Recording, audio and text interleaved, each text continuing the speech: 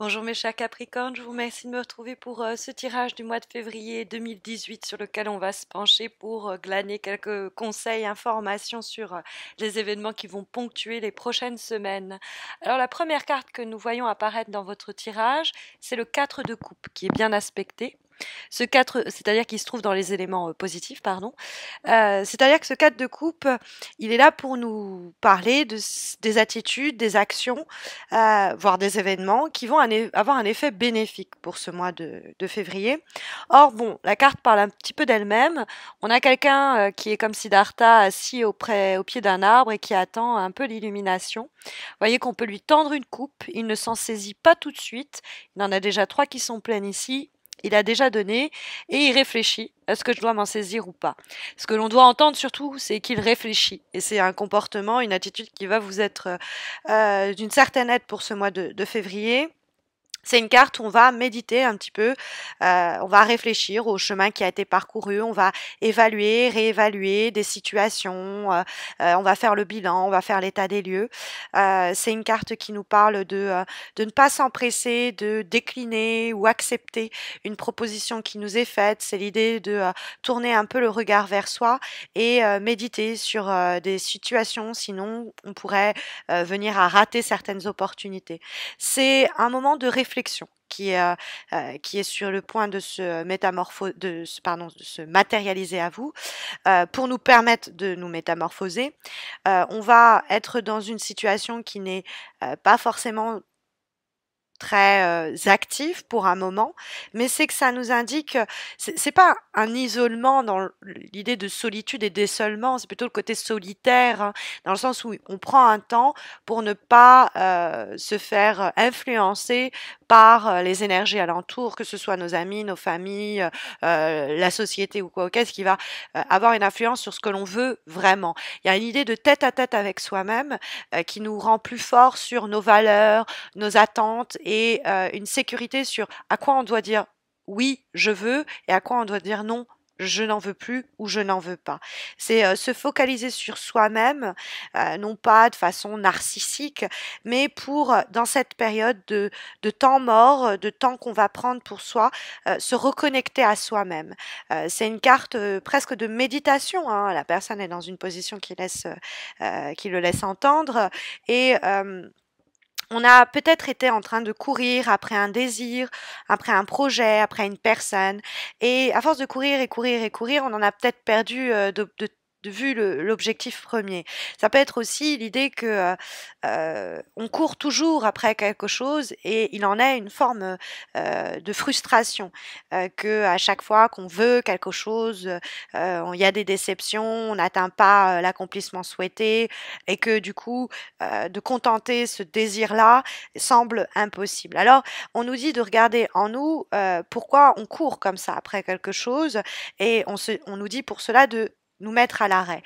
Donc quelquefois, avec notamment la carte du 9 de denier qui se trouve dans les obstacles, on pourrait s'être jusqu'à présent comme un peu compté à soi-même, s'être fait à soi-même avaler des couleuvres. C'est-à-dire qu'on pourrait s'être convaincu que pour qu'on ait réussi notre vie, il nous faut ceci ou il nous faut cela. Pour que notre couple soit un beau et bon couple, il lui faut ceci ou cela.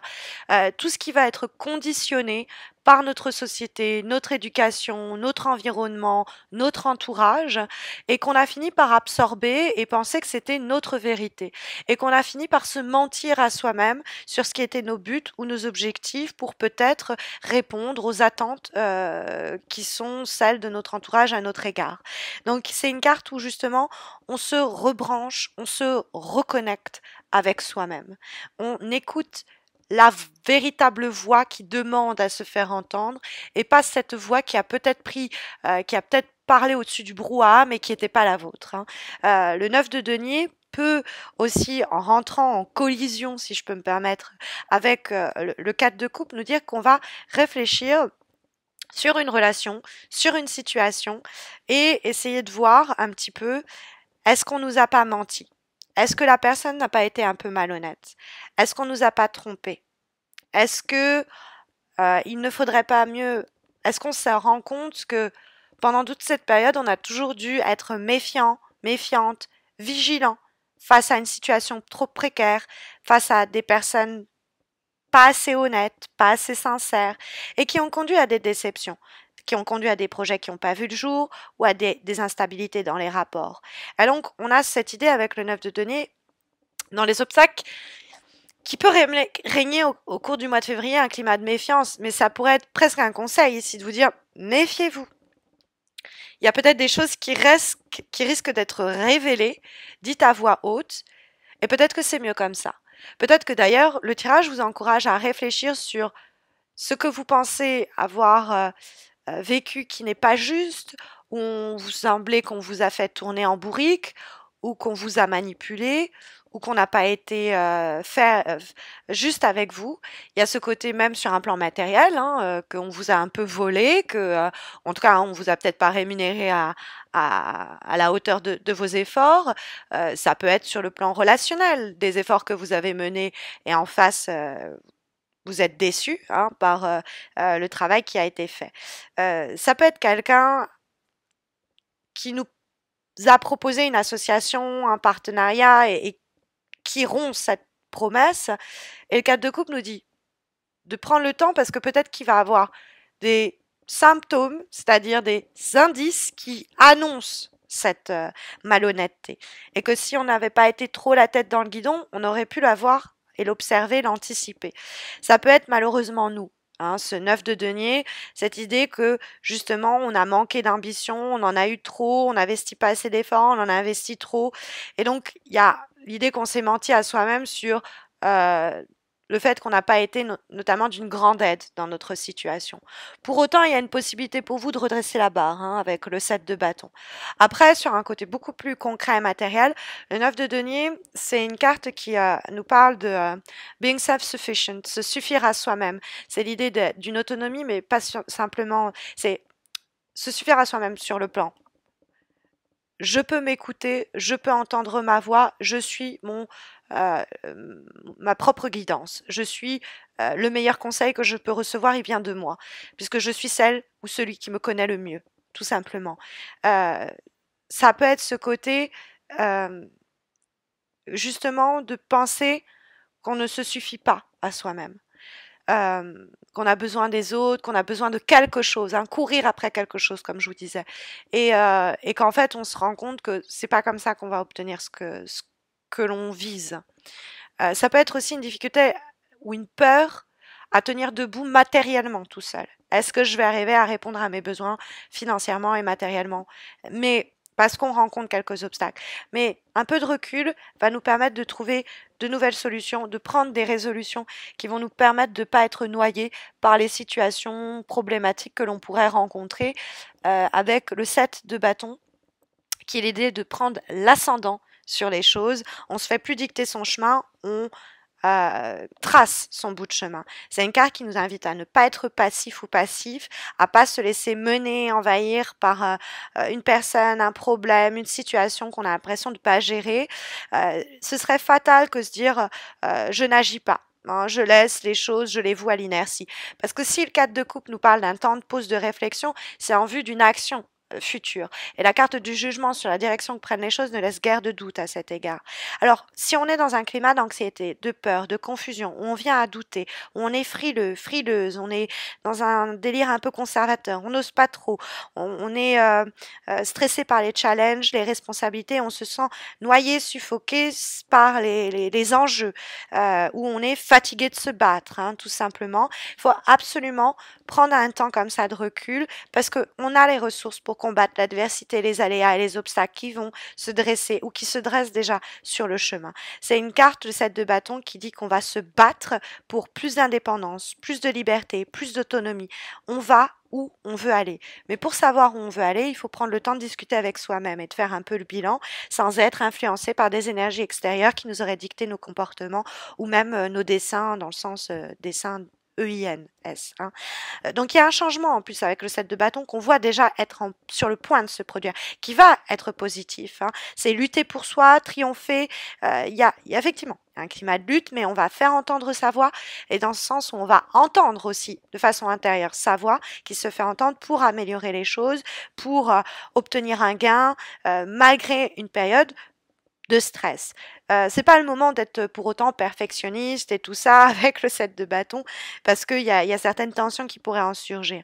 Mais dans la direction que prennent les choses, qui est exprimée par la carte du jugement, il y a comme une sorte de... Alors, ça peut être de façon très concrète, une conversation à cœur ouvert. On met carte sur table et on dit franchement les choses. J'ai l'impression que j'ai été malhonnête. J'ai l'impression que tu as été malhonnête.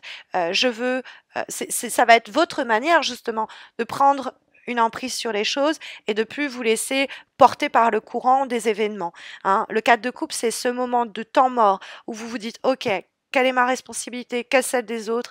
Qu'est-ce que je veux faire? Qu'est-ce que je pensais vouloir faire? Et en fait, c'est plutôt une pression venant de l'extérieur. Je fais le bilan avec une grande honnêteté et je me dis, OK, et maintenant, j'agis. Et je mène cette conversation, je réalise cet entretien, je mène cette démarche. Il y a quelque chose de l'ordre de l'oral. Hein. Il y a une oralité dans la carte du jugement de communication qui permet des fois la résurrection d'une relation, la renaissance d'un projet, quelque chose qui revient au goût du jour, qui se régénère. Ça peut être même votre propre renaissance qui se profile à travers la carte du jugement. C'est le phénix qui renaît de ses cendres. Donc il y a certaines situations qui vont permettre un renouveau. On va, par exemple, sur un plan plus concret, recevoir un message, émettre soi-même une invitation, décrocher un entretien professionnel, quelque chose donc qui va passer par l'oral et on va prendre le temps de se concentrer, de pas se voiler la face sur quelles sont nos lacunes, quelles sont nos qualités et y aller sûr de soi en sachant voilà comment je peux tracer mon petit bout de chemin dans ce cadre-là. La carte du jugement, en plus, c'est une carte d'intuition. Il y a quelque chose comme ça où il faut suivre une conviction. Une fois qu'on a pris le temps de s'écouter, qu'on a entendu cette voix, eh bien, on va la suivre et il y a pas mal de chances pour qu'elle nous amène vers une période de grand soulagement ou de progression. Pourquoi je dis ça? Puisque en avant-dernière lame, pour ce mois de février, comme conseil, issu de l'oracle Tao, nous avons la carte du progrès. Et qui donc est une lame généreuse et aussi lumineuse, comme vous pouvez le voir, et qui pour moi parle à la fois de l'énergie du 7 de bâton et qui débouche sur celle du jugement. Puisque la carte du progrès, c'est se donner soi-même les moyens de progresser. Il y a même des opportunités avec le jugement, en plus des évolutions rapides. Des choses qui se font, hop, pas en un clin d'œil, mais il faut réagir vite, quoi. Mais il y a aussi avec cette carte du progrès, dans le cadre de l'oracle du Tao, cette idée de quelque chose qui est révélé, qui est dévoilé et qui est enfin, comment dire, mis sur la table. Et ça va être une aide, un facteur de votre progression. Tout ça, ça peut se passer entre vous et vous-même hein, au cours du mois de février. Mais ça peut aussi nous parler de quelqu'un d'autre. Vous pourriez avoir observé autour de vous des gens qui ont essayé d'embellir leur réputation ou leur position aux dépens des autres, qui ont manipulé la réalité pour paraître un peu mieux que les autres. Et bah, ces personnes-là, vous risquez de pouvoir les exposer. Et je pense que ce serait bien de le faire si c'est jamais des charlatans ou des gens qui font du mal ou qui manipulent hein, à cause de ça. Ça peut être vous-même qui découvrez que vous avez vous-même cherché à embellir votre chemin de vie ou votre volonté de chemin de vie. Et donc, il va falloir un petit peu redescendre, entre guillemets. Le progrès est possible à partir du moment où il est raccord avec la réalité qui nous entoure. Mais cette réalité, il faut la sonder. Et le 4 de coupe nous encourage à pas aller trouver cette vérité à l'extérieur, mais en nous. Donc, bon, cette attitude-là, vous pourriez la démasquer, mettre quelqu'un comme ça, son malhonnêteté, la mettre la tête devant ses troubles et ses fautes, pour parler non pas vulgairement, mais il y a cette idée quand même de rester alerte avec cette carte-là, sur toutes les différentes nuances, subtilités qui vont parcourir les prochaines semaines et qui vont vous aider à justement faire le bilan, donner une direction aux choses et clarifier un petit peu ce qui vous attend, cette nouvelle vie ou cette nouvelle chance que la vie semble vous aider à vous offrir. Parce que, en plus, en dernière lame, comme dernier conseil ou message qui sont délivrés par les arcanes d'un oracle, celui cette fois-ci Journey of Love, nous avons la carte l'éruption de la lumière. Très belle énergie, franchement. Euh, alors ça fait un peu le jour et la nuit, c'est vrai, mais cette lumière, même si elle est nocturne, eh bien justement, elle éclaire comme un phare, hein. Elle éclaire comme un soleil, comme une pleine lune le ferait en pleine nuit. Cette carte, comme message qu'elle vous envoie, c'est l'idée que vous avez plus de pouvoir, de réalisation, mais aussi d'action, mais aussi d'influence que vous ne le pensez. C'est une carte qui, en revenant à cette idée d'ailleurs de l'oralité, de la communication et des échanges, votre voix pourrait porter. Ça peut être simplement des conseils que vous pouvez délivrer lors de conversations à cœur ouvert avec des personnes que vous appréciez et se rendre compte que votre voix, votre parole a un retentissement et des effets qui sont bénéfiques et porteurs. Ça peut être une voix qui guérit. Vous pourriez chanter, vous pourriez, c'est éventuellement possible. Mais il y a effectivement quelque chose qui se passe par le biais du pouvoir de la voix et des mots, qui va vous aider au cours de ce mois de février. Et on voyait ça aussi avec cette idée de révélation, réalisation que manifestait notamment la carte du jugement. Donc voici un petit peu les conseils et recommandations que souhaitent vous transmettre les cartes en espérant que ça saura vous guider, mais que si vous avez besoin d'un tirage gratuit qui répond à vos problèmes du moment, j'organise un concours sur Facebook qui vous permet donc de remporter un tirage un peu comme celui-ci, mais répondant à votre question du moment. C'est complètement gratuit le concours comme le tirage. Ça se passe sur Facebook, sur ma page Facebook. Vous avez le lien de ma page Facebook sous cette vidéo. Donc n'hésitez pas à m'y rejoindre. N'hésitez pas non plus à vous abonner à ma chaîne YouTube si vous ne l'avez pas encore fait. On est près de 14 000, on n'est pas loin d'atteindre donc la barre des 15 000 dans le cadre de cette communauté qui n'a cesse de grandir et de s'élever et de m'élever avec. Et je vous en remercie pour cela. Donc n'hésitez pas à me rejoindre, ça vous permettra de ne pas rater l'horoscope du mois de mars quand il sera mis en ligne. Et puis moi je vous souhaite eh bien de très belles semaines à venir. Je vous retrouve à la fin de ce mois de février pour les horoscopes donc de mars. D'ici là, prenez soin de vous, mes chers Capricornes. À très vite!